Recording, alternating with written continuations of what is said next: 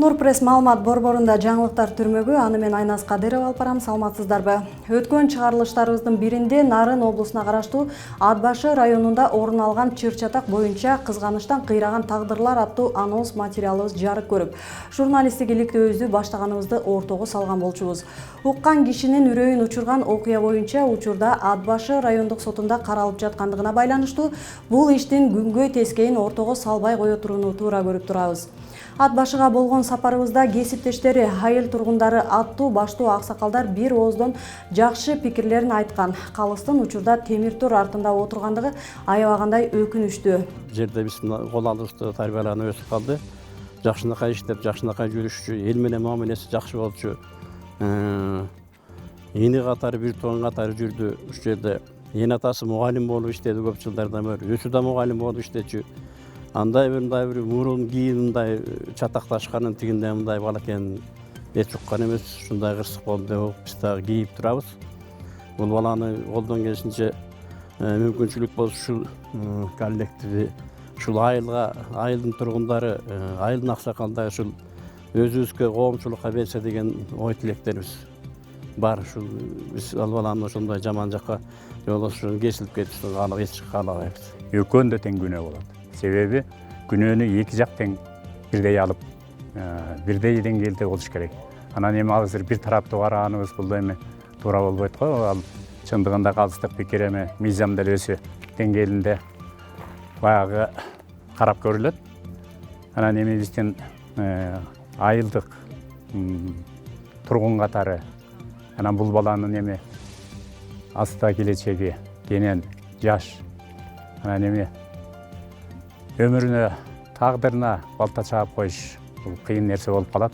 Эми мен ушундай бир деңгээлде сурайт элем, эми калыс пикирди кароого. Эми Асанкул уулу Калысбек ушул жерде Калембек сүрөт сабагынан ачылык сабагынан берип жүргөн мугалим. Өзү тың. Папасы мага чейинки ушул мектепте директор болуп иштеген. Мугалимдин үй бүлөсүнөн чыккан да мугалим. Эми калыстын мүнөзү токтоо болчу. Ишке жөндөмү, уюштурчулук жагы жакшы болчу. Сабакты жакшы берчү. Манын башында тиги Турганова Аида Колуктусу дагы жакшы мугалим, аракетчил, аңгисилден сабак берчү. Туруктуу жумушу жок, бирок убактылуу болчу да. Экөө тең жакшынакай жашашчу. Ээрчишип келип алып жумушка келишчү.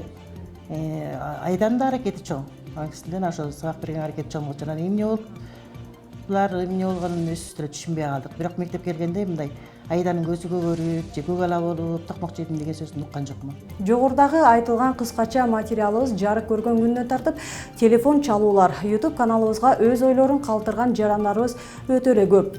Ошол эле учурда комментарий калтырган жарандарыбыздын арасында бир беткей болуп калыптыр. Экинчи тараптын оюн, пикирин эмнеге бербейсиңер деген дооматтар болбой койгон жок. Экинчи тарап, тактап айтканда, сотто жабырлануучу катары өтүп жаткан Аида айымдын тарапташтары белгисиз себептерден редакциябызга бул окуя боюнча маалымат берүүдөн баш тартып туруп алышты.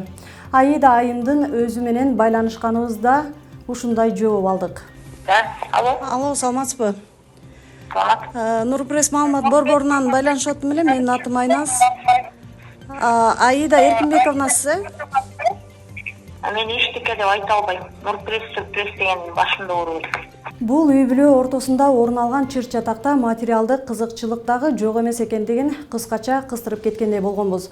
Жазганыбыздын сыясы кургай электе, тактап айтканда үстүбүздөгү жылдын 25-сентябрында Чаламандын чак түшүндө Аида айым баш туугандары төш болуп, Калыстын үйүндө жыйылып турган карагайларды машинага жүктөп жаткан жеринен кошуналар тарабынан милицияга кабар берилип, окуя болгон жерге Ат башы райондук милициясынан опер топ чыгып, жеринен күбө болушуп, мүлк ээсинин арызынын негизинде каттоого алынып, учурда милициянын тергөө кызматында уурулук фактысы боюнча териштирүү иштери жүрүп жаткандыгы маалым болду.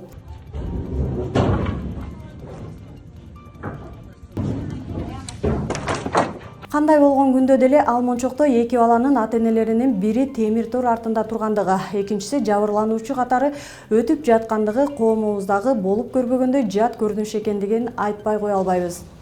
Акыркы чечим сотто, күтө туралы. Кандай коомдо жашап жатабыз? Арт-артынан болуп жаткан окуялар жүрөктүн ишин алат. Бирөө аялын өлтүрсө, экинчиси кескилейт. Ал эми башкасы жөн гана бирөөнүн чырактай кызынын жанын алып жатат. Чоң зөөкүрлөргө кандай чара көрүлөт деп ызы-чуу салып, аялдар биригип жатса, минтип окуучу классташ кызын сабаган видео тарады. Каракол шаарында катталган окуя 7-класстын окуучулары арасында болгон.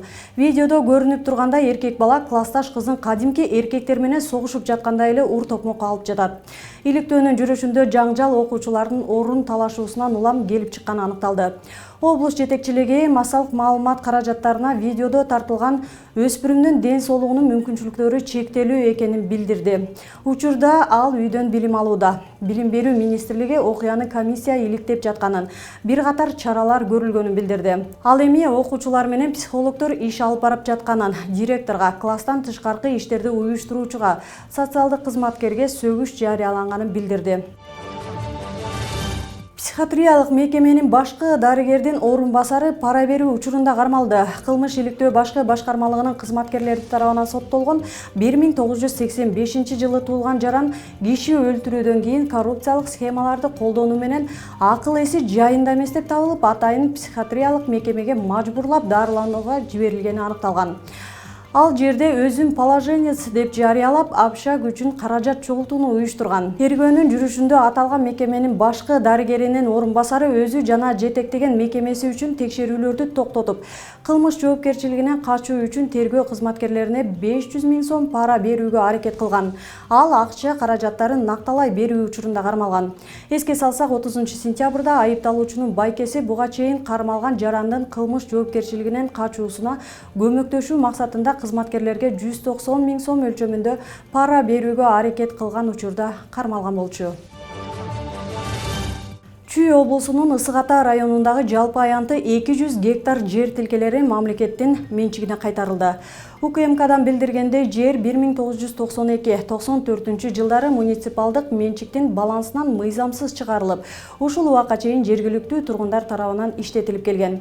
Ошол эле учурда жергиликтүү өз алдынча башкаруу органдарынын айрым жетекчилери жана кызматкерлери узак убакыт бою жер тилкелерин муниципалдык же мамлекеттик менчикке алып коюунун милдеттүү жол-жоболорун аткарбай туруп, жеке жактарга айыл чарба өсүмдүктөрүн өстүрүү үчүн сынаксыз негизде колдонууга берип келишкен. Мындан улам мамлекетке милдеттүү түрдө төлөнүүчү ижара акылары төлөнбөй калган. Эсепке алынбаган жерлердин учурдагы базар баасы 1 миллиард 73 миллион 248 миң сомду түзөт. Чүй облусунун Соклук районунда көкбөрү боюнча өлкөнүн биринчи аялдар командасы түзүлдү. Сары Өзөн деп аталган команданын курамында ат минүүгө жана салттуу оюнга ышкыбоз 8 кыз бар. Команданын биринчи машыгуусу 27-сентябрда болуп өткөн. Уюштуруучулардын айтымында, жаңы билдирмелер азыртадан түшө баштаган жана алар команданы кеңейтүүнү пландап жатышат. Бирок Көкбөрү Федерациясы бул демилгеге эч кандай тиешеси жок экенин жана расмий түрдө колдобой турганын баса белгиледи. Алар көкбөрү аялдардын менталитетине туура келбеген, катаал жана кооптуу спорт түрүнө кирерин белгилешкен. Кайрадан көрүшкөнчө саламатта туруңуздар.